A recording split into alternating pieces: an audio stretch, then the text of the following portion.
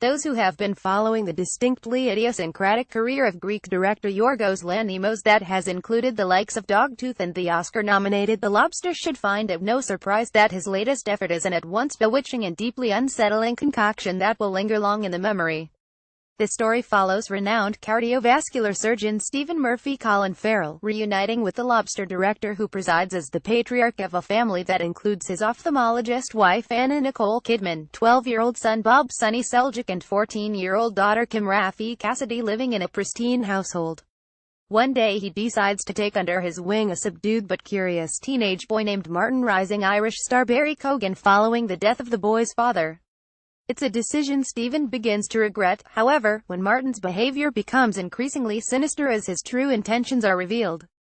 On the surface this seems to be Lanthimos' most normal film to date. It initially leads us down a fairly accessible and grounded road about a man trying to assuage his guilt by befriending a boy who is concealing his grief with a blank, almost impenetrable public persona.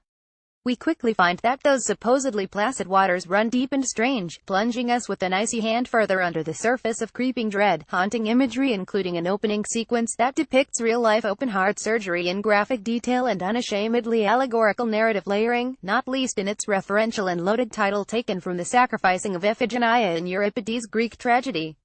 The film is ostensibly a family drama about a man trying to protect his loved ones but shot through Lanthimos' incomparable filter that, love it or hate it, is impossible to ignore.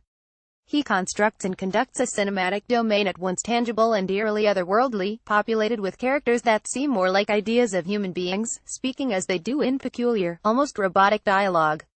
And yet there's something deeply powerful and ironically human about the killing of a sacred deer. This is not just in how Lanthimos and continuing writing collaborator Efthymios Philippou finds ways to punctuate the enigmatic, the head-scratching or the downright horrifying into moments of emotionally weighted profundity, but also with the first-rate performances by its expertly assembled cast.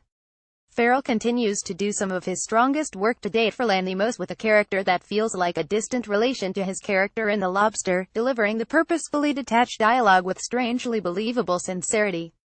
Kidman brings real graceful poise and restraint to the difficult role of the family's matriarch looming large, particularly whenever the drama moves inside their idyllic home. But it's Keoghan who steals this odd cinematic show with a mesmerizing performance of an altogether different kind of human monster. Seen recently in Christopher Nolan's Second World War epic Dunkirk, Keoghan brings a special kind of unnerving quality to the crucial role of Martin, who puts so much of the fraught heartache in motion, whether it being in his menacing deadpan morality speeches or penetrative stares at those who become his target.